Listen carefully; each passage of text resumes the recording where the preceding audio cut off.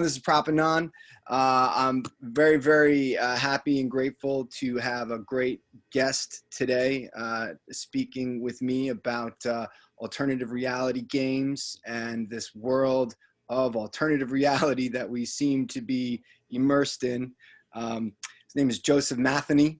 He's a multidisciplinary artist, a mythological and liminal fiction author. He wrote and created Ong's Hat, which has gotten the label the original alternative reality game. So laid the tracks of all these other ARGs that came after, for the most part. And Ong's Hat was a pretty awesome creation idea. It's also considered the internet's first conspiracy theory by a number of journalists and whatnot.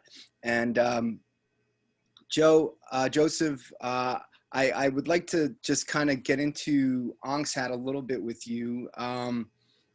You know, when I first heard about it, it was many years ago, and it tripped me out, just like so many other people who heard about it and who engaged with it, because it wasn't just fiction on a page, it was fiction on the internet that blurred the lines between fact and fiction. And really touched on some deep, interesting notions about reality. So I just wanted to ask you real quick, where did the idea of Ong's Hat come from? You know, when you were crafting this notion of creating a story that would take people along, you know, an ontological trip through space and time. You know, where did you first get this idea for Ong's Hat? Well, the first ideas for the type of narrative that Ong's Hat became started in the 80s for me, pre-internet, but I was already playing around on bulletin board systems, which were kind of the precursor to the internet. Definitely was where I first had my first internet access, was through a bulletin board system. These were prompt-based, usually Unix systems that you would dial into directly, and there would be a bulletin board. I guess the modern equivalent would be like a web board, but this was pre-web, and you would log into this machine, and you would have conversations, threaded conversations with people over a period of time. You know, the web board is really the web's version of a BBS, bulletin board system, but back then we only had the bulletin board system, no graphics, just straight text.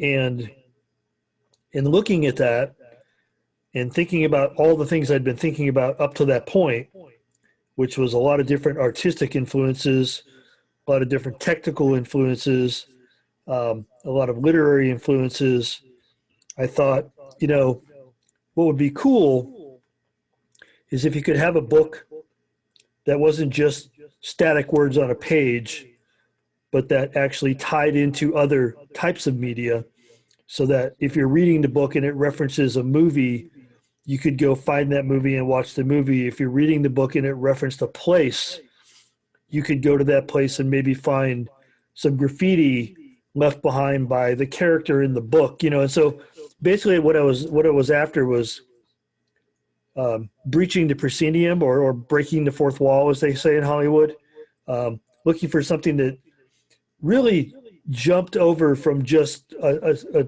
standard narrative in a single medium to a narrative that could cross mediums and even cross over into real life, and kind of feel almost like a LARP, which, you know, we were doing LARPs back then, but also we were doing a lot of mail art, and we were doing play-by-mail games.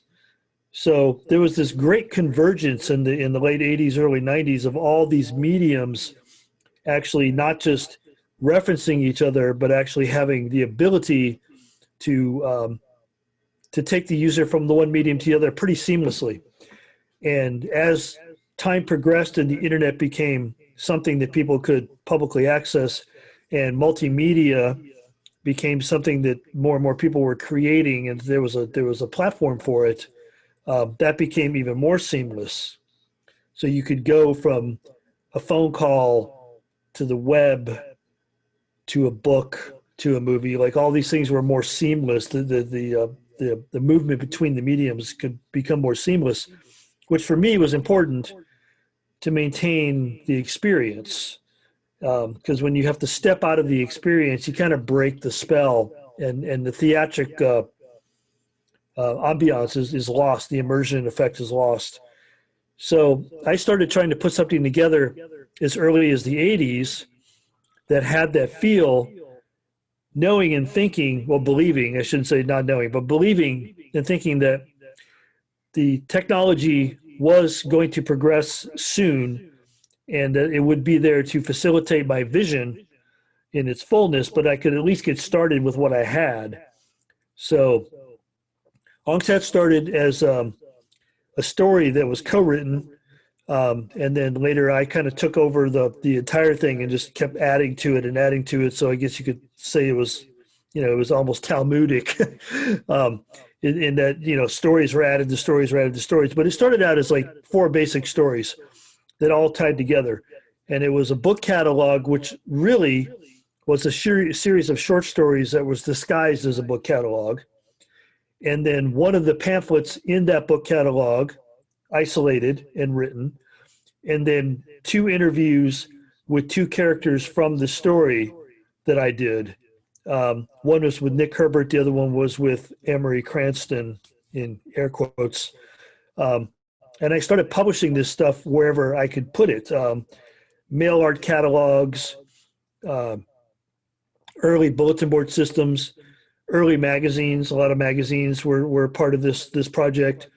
And I was building a backstory for this grand finale, which I wanted to build, which was this kind of multimedia extravagant thing with people that were actors, that were playing characters, that were online.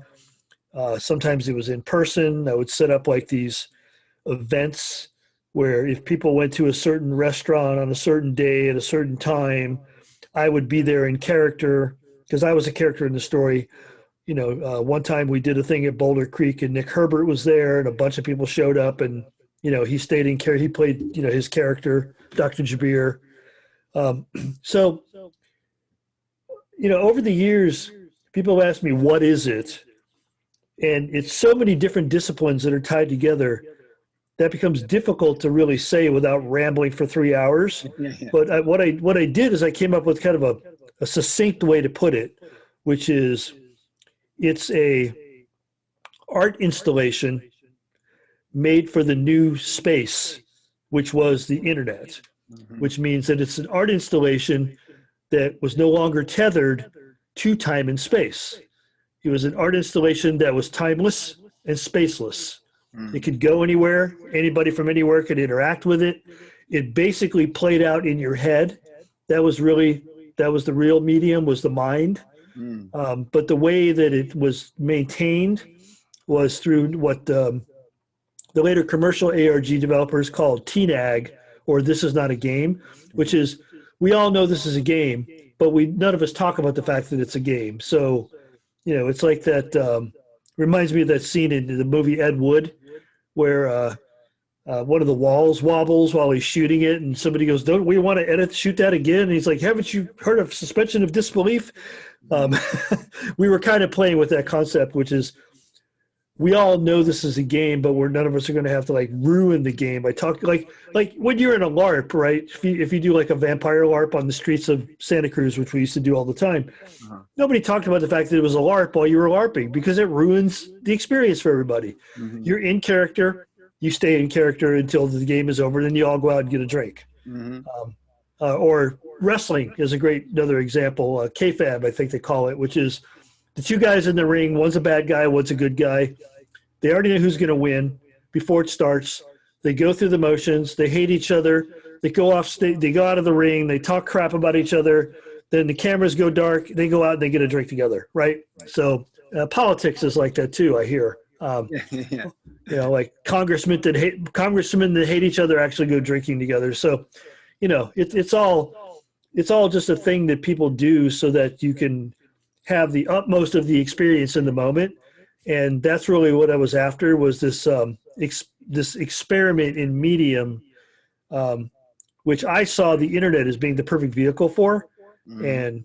and I was right, unfortunately, too right in some ways, but as it turned out, but I was right. Is that it makes this really nice immersive experience. So that's the shortest way I can tell you what it is.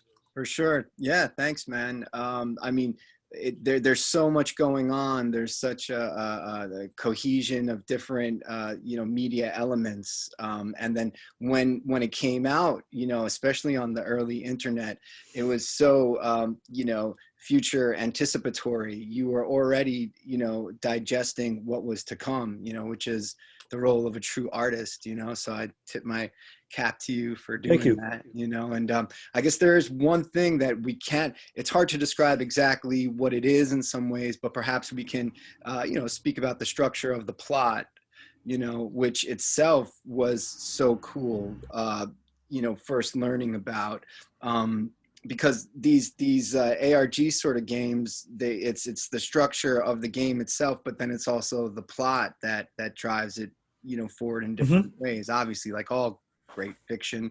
But in terms of well, I mean, very briefly, like this is my own quick hackneyed breakdown of the Ong's Hat plot, right? And please, interject with other facts about it. But Hmm. this is what I have. There's a facility headed by renegade Princeton professors who conducted quantum physics, chaos theory experiments, and according to conspiracy theories, discovered a new theory for dimensional travel, Hmm. utilizing an egg, which was a wild computer interface sort of living thing. It seemed like totally anticipating where we're not even there yet. The future of this internet technology that is still coming. This crazy interaction between our minds and this hardware, right? Well, Um, much like what Elon Musk is doing now, which is the mind computer interface, which is Neuralink. much more than that. There's other people working on that as well. He's just the most popular character, but I mean, it's much more than that. If you think about it, it's the mind computer interface is the first step of what it really represents, which is the mind network interface, which is if your mind is networked to a computer device that has network access. Okay, what does that mean? It's like now you're part of a giant mind that everybody else is tapped into. And, if you're a dystopian, you're going to go, the Borg. And if you're a utopian, you're going to say it's the Gaia mind, we're facilitating the Gaia mind. So my guess is because we're human, it's probably going to be some of both. Right. For sure. And I mean, and then the needed capacity for all of us to learn, or, the ability to know the difference between these now, what is propaganda going to look like, and bullshit and disinformation going to look like in this new age of instant What does it quick look like emergence, now, dude? you It's like know, it's unrecognizable at this point. and I mean, this is one of the reasons why I like Robert Anton Wilson so much, as do so many people, is that, again, here was another artist that seemed to be anticipating this ontological crisis, Mm-hmm. that we're now in. And he had some optimistic hope that humans can utilize their reason and rationality and learn the difference between, wild assertions and claims and proofs, and then this will transduce, hopefully, in terms of watching the internet and things on the internet and where it's going, to be able to tell when something is straight propaganda or something else. I mean, this kind of just quickly segues into a quick discussion of QAnon. Um, Recently read a cool article by Reed Berkowitz, which basically said a game designer's, an ARG designer's take on QAnon. Mm-hmm. And he mentioned a lot of really interesting things, but the one thing that resonated with me was that he basically said QAnon, though it looks like an alternative reality game, is actually not. It's propaganda that utilized this model and vessel of the alternative reality game. So it is an alternate reality. I would disagree. I'd say it is. It is an ARG. It's just a weaponized ARG. Mm-hmm. Can you,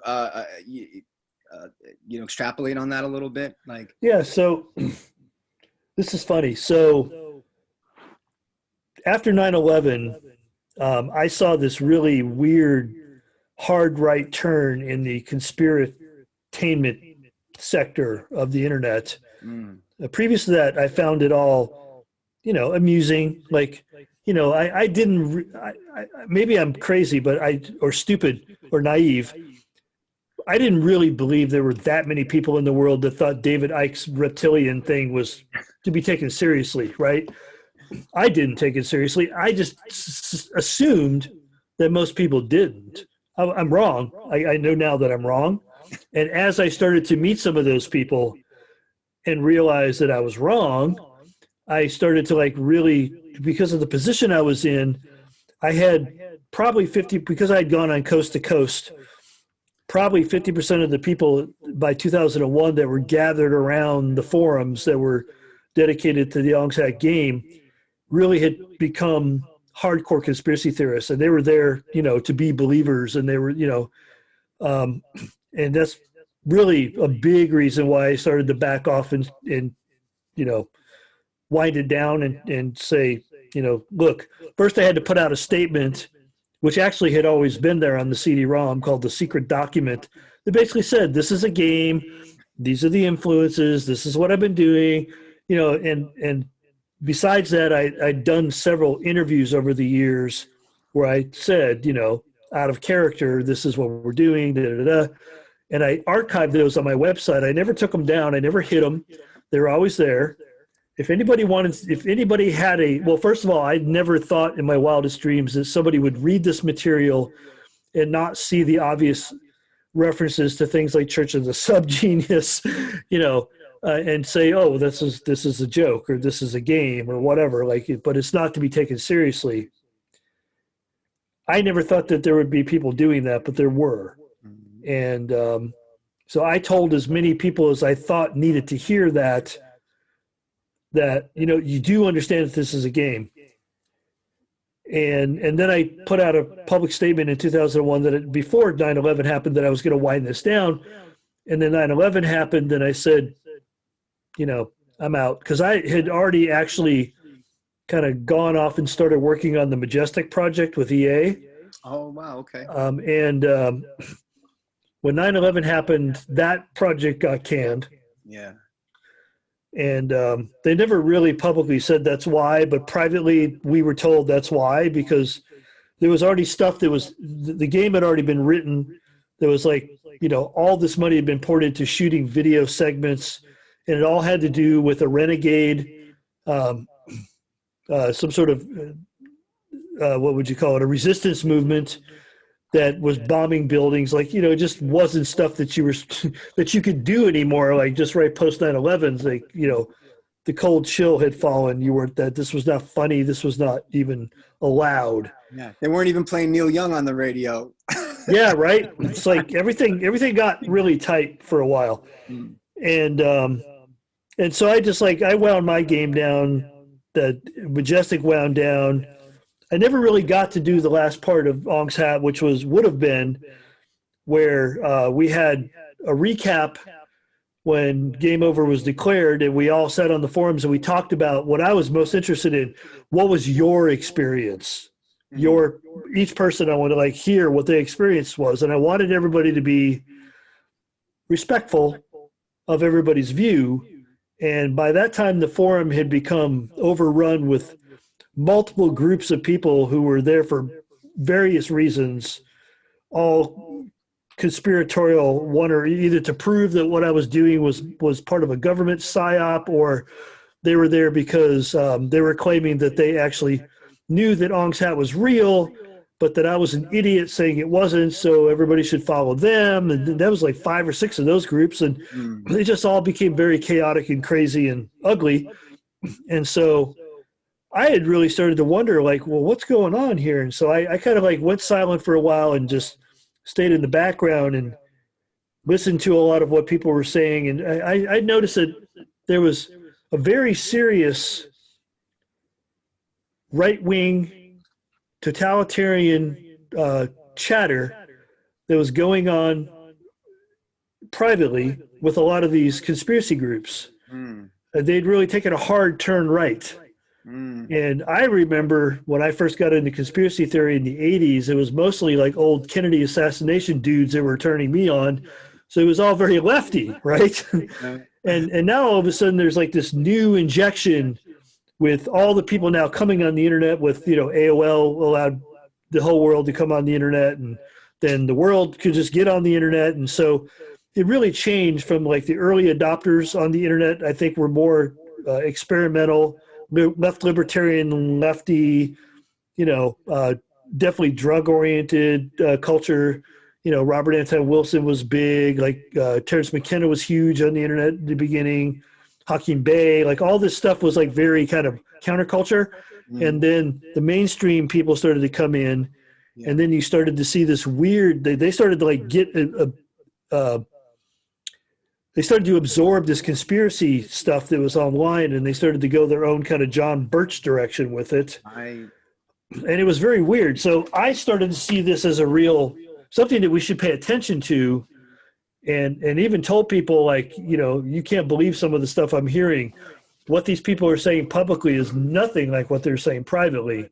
And people just kind of like, oh, you're overreacting. Oh, I don't believe that, But I just kept watching it.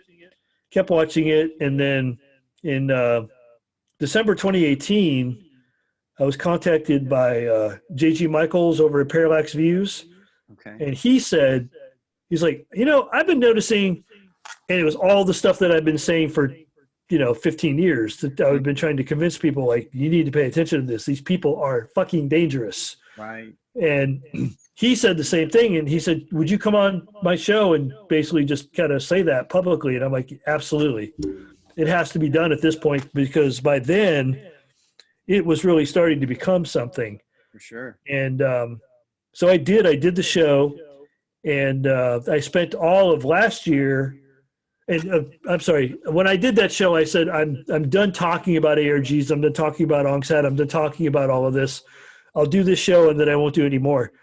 And then I started to watch as Q went just like hockey sticked in the amount of people they were getting. Right, because QAnon, to interject real quick, first dropped in October 2017. And Right. It crystallized everything that you're talking about and like put it on steroids, and it's like John Birch Society times exponentially whatever now. Yeah. Yep. Yeah, it was like all the worst parts of weird conspiracy theories. So it was like flat earth people, which, Discordians used to make fun of like 40 years ago, but like here we are, they're still around. The reptilian agenda, the SRA thing, that got woven in. So like you think of like all the worst things that Alex Jones has ever exploited in the last 20 years. And you kind of stir it all into a big pot and you call it QAnon. Mm-hmm. And so I'm watching this and I'm like, okay, well, guess what? I really can't not talk about this. I feel obligated to talk about this because they're using my methods and I don't like that. Mm-hmm. And on top of it, people had started to say, oh, this is like ONGSAT, which, no, it's not. I mean, it is, but it's not. It follows the formula, but content-wise, it's nothing. And intention-wise, it's definitely nothing like it. So, I put off like retiring from talking about this, and I spent a lot of time in 2020 talking about. There's stuff that's still coming out this month that came from 2020, and all I talked about in 2020 was QAnon. That's all anybody wanted to talk to me about, but that's also all I wanted to talk about because I really felt like there needed to be somebody pointing out that, look, this is something that follows the strategy of an ARG, but it's weaponized. And then like I noticed like later last year when the mainstream media finally started to pay attention to this movement because it's a cult. There's no other way to describe it. What can you? Then a lot of people started to step up and say, like, yes, it's an ARG. Structurally speaking, it's an ARG, and it's dangerous. So it's utilizing the structure and the vessel that you played a major part in creating, right? And Yeah. like, but it's a cult, right? Can you speak on that very quickly? Like how, because completely, this is anyone who QAnon has made me want to speak up more, because anyone educated through the writing of Robert Anton Wilson and, you know, that counterculture of the 60s that were questioning ontology and reality. And that, you know, as Abby Hoffman said, there are many different realities around these days. And the optimistic part of Wilson and his crew was that it's okay, we can handle these multiple realities if we can tell the difference, right? And communicate the multi-ordinal, you know, aspect to all these things. But this wave of information technology has just submerged so many people. I really hope there's another renaissance of the stuff that Robert Anton Wilson got into, and perhaps there will be. But it seems like now, like people like yourself, a lot of people are standing up and saying like, no, man, you can't take this from us. You took this from us, but you can't do it much longer, you know? And that, I think that's really important, man. And can briefly speaking, hopefully we have time in the 40-minute window. Why is QAnon a cult, right? Well, it basically is asking you to suspend common sense, to throw critical thinking out the window, and believe these ideas which are unsubstantiated. There's like, and on top of it, there's no way you could substantiate them, right? So I could say right now, I could say somebody's name, and I could say that they're a Satan-worshiping pedophile who's killing children to extract adrenochrome. Okay, I can say that. I can say that on a forum somewhere. If I'm smart, I probably wouldn't do it with my real name attached to it because I could get sued. So I would be anonymous. So I could say anything I want to say. On top of it, what I would do is I would get a bunch of people interested in searching for clues in material that really doesn't have any clues, but it's nebulous material, kind of liminal, so it could mean anything it wants to mean to anybody who wants it to mean something to them. So they're looking for patterns. They're going to find them, right? We know this as Discordians. It's called Starbucks Pebbles. If you're looking for fives, you're going to find fives. If you're looking for 23s, you're going to find 23s. But unfortunately, most people have not read Cosmic Trigger. Most people have not read Principia Discordia. Most people have not read Illuminatus Trilogy. Even some people that have took it seriously. Believe it or not, man, I have met people that I have to call Discordian Orthodox. I can't call them anything else.